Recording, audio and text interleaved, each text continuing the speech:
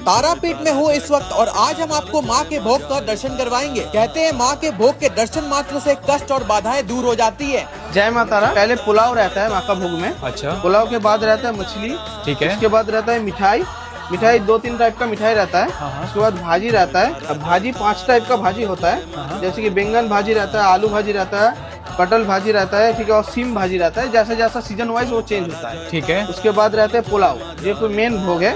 पुलाव रहता है। पुलाव के बाद जो है मछली का, जो मतलब हम लोग का मछली मतलब सिर बोलते हैं, मछली रहता है, जो देसी कतला मछ या तो रोहू मछ जो बोलते हैं हिंदी में।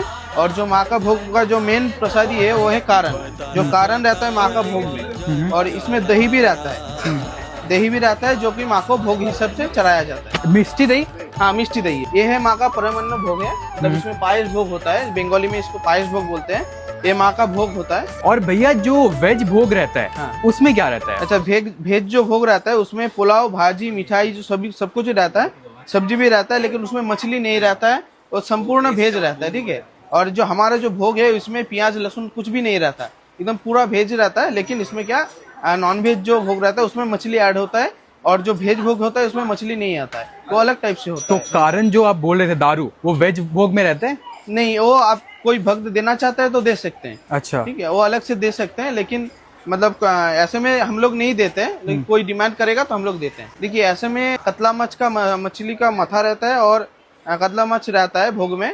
अगर कतला मछ नहीं मिलता है तो हम लोग रोहू मछली देते हैं। और मतलब माँ का जो विशेष जो मछली का भोग चढ़ता है वो है शोल मछ। शोल मछ के बिना माँ का भोग नहीं चढ़ता। चार्जेस क्या होते हैं भोग के? चार्जेस जो रहता है वो 1101 रुपए से 11,001 रुपए तक थाली भोग रहता है। अलग अलग टाइप का होता है, 4 टाइप का भोग होता है। जो निरामिष भोग हम लोग बोलते हैं बंगाली में, जो मतलब भेज भोग होता है। उसके बाद नॉन वेज भोग में 3 टाइप का भोग आता है। एक होता है नॉर्मल भोग, जैसे कि देख रहे हैं ये नॉर्मल भोग है।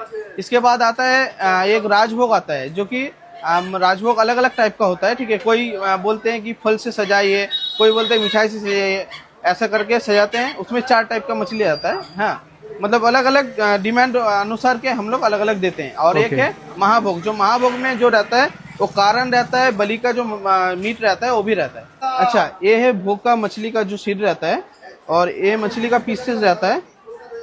जैसे कि पुण्यार्थी जो लोग होते हैं वो लोग इधर खाते हैं और डोनेट भी करते हैं भोग। ये रसगुल्ला रहता है, आम का रसगुल्ला। तो प्रसाद जो होता है भैया, वो आप ही लोग प्रिपेयर करते हैं? नहीं, प्रसाद बनाते हैं कोई और है, मतलब जो अलग मंदिर में ही क्रिएट होता है, मंदिर में ही बनता है। हाँ, लेकिन ये मतलब जो मतलब जैसे कि हम लोग सजाते हैं भोग, वो हम ही सजाते हैं। अच्छा अच्छा अच्छा, ओके भोग ओके। सजाने के बाद माँ को चढ़ा के भी आप मतलब जो पूर्णा